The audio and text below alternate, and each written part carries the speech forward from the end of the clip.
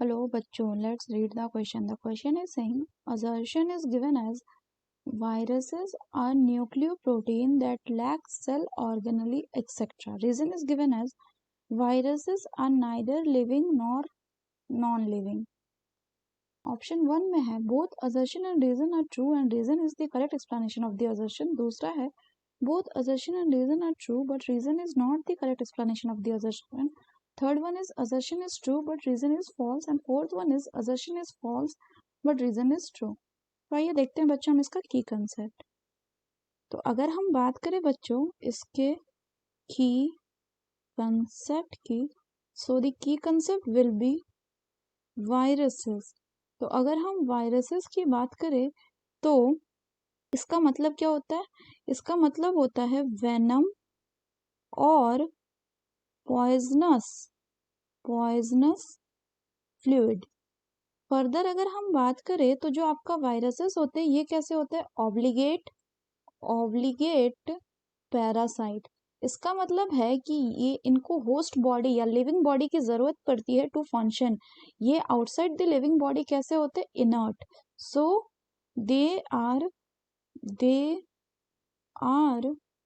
inert outside the living body.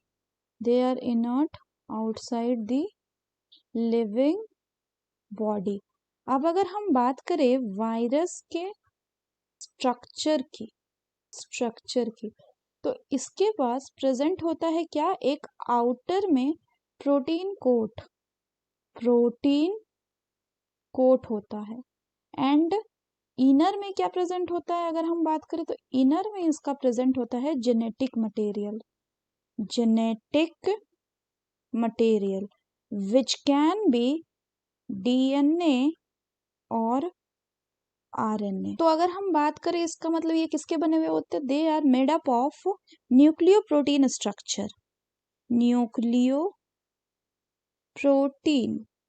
Structure के ये बने हुए होते हैं. ये जो प्रोटीन कोड होता है बच्चों इसको हम क्या कहते हैं? This protein code is called as capsid. क्या कहते हैं इसको हम? कैप्सिड.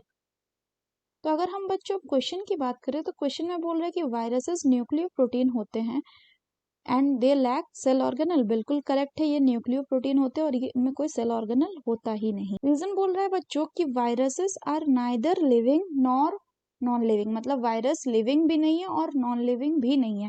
ये बिल्कुल सही है इसलिए क्योंकि वायरसेस जो है इनको हम क्या बोलते हैं? इनको क्लासिफिकेशन में जगह नहीं मिलती. क्यों? Because they are not considered as truly living. ऐसा इसलिए क्योंकि ये नॉन लिविंग है. दे आर नॉन लिविंग कब? When outside the host body, outside the host. And they are living, ये लिविंग है कब? Inside the host. सो अगर हम बात करें बच्चों क्वेश्चन की तो दोनों स्टेटमेंट करेक्ट है लेकिन रीजन जो है वो उसका करेक्ट एक्सप्लेनेशन नहीं है. So the correct option will be option 2 that is both assertion and reason are true but reason is not the correct explanation of assertion. So that's all for the question बच्चों. Hope you understood it well. Best of luck.